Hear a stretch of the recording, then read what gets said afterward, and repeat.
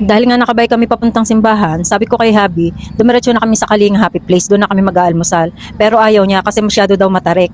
Kakayanin ko daw ang ahon, pero ang lusong ay hindi. Kaya bumalik na lang uli kami sa bahay at magmumotor na lang papuntang Kalinga Happy Place. At nag-overtake na kami dito sa jeep na may kargang niyog. At ito naman yung Arko ng Bungoy Dolores. At habang binabaybay namin itong kalsada, makikita nyo dito sa bandang kaliwa ang munisipyo ng Dolores. Papalapit na kami ng simbahan pero hindi na papasok. Nag-right turn na kami. Ito naman ang Silanganan Bridge. Pagkatapos baybayin itong tulay, pagbungad dito sa itaas, makikita agad itong arko ng Barangay Pinagdanglayan. Welcome, Barangay Pinagdanglayan. Ari yung ari. Sarado. Ang lamig! Ito ang Barangay Hall ng Pinagdanglayan. Mount Balahaw. Ang San Cristobal. Nakita namin itong view deck. Siyempre, tumigil muna kami para mag-video at picture. Kaya lang, biglang bumuhos ang ulan. Wala kaming masisilungan dito. Kaya bumalik uli kami para maghanap ng waiting shed. May CR din naman pala dito eh. Oh, ayan oh. Oo, bakit ihi ka? May CR eh. Ngayon ko lang yung nakita. Ngayon ko lang nakita. Clear na clear eh ang mountain. Ang ano, saan tayo sisilo? Wala eh, kinabot ng ulan. Ayan na pala yung Locong Valley. Pati kasi sa baba lang yun. Bale, inabot ng ulan. Sa ilong, dito sa waiting shed. Yan ate, nagpataka na ang pera mo. Ayun pa. Ayun pa sa likodan mo. Ako, wala kayong i-increase.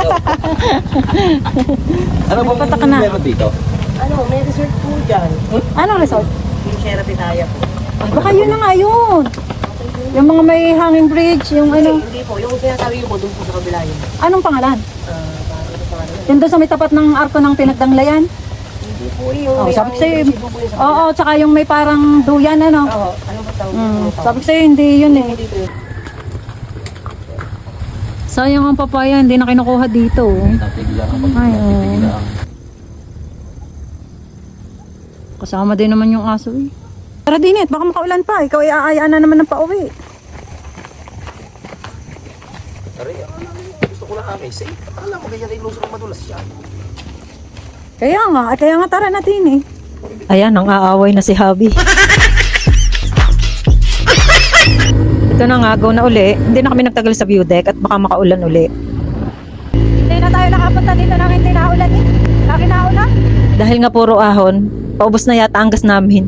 Maghahanap kami ng gasoline station. Magtatanong kami sa mga lokal dito kung saan meron. Tatay, saan po kayo may tintang gasolina? Hindi po ni-expect yan, naganaran ng ahon. Apo, salamat po. Apo. Dini daw? Saan? Baka doon sa kabila. Gusto saan yung bilihan ng gasolina? Ah, yan. Ayun pala. Habang nagpapasalin si Habi ng gasolina, napansin ko itong kapilya. Sabay napaisip ako na siguro ang sarap tumira dito.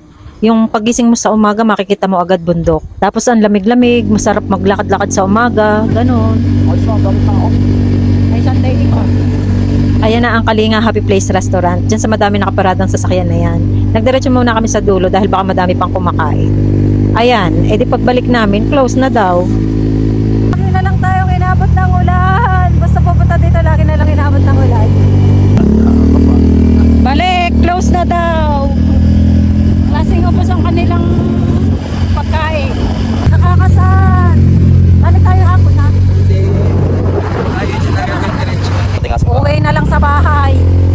Ako na lang ang magluluto. Warma nachos kasi. Ubus natin yun. Nakamenos eh, si Taming. Nakamenos.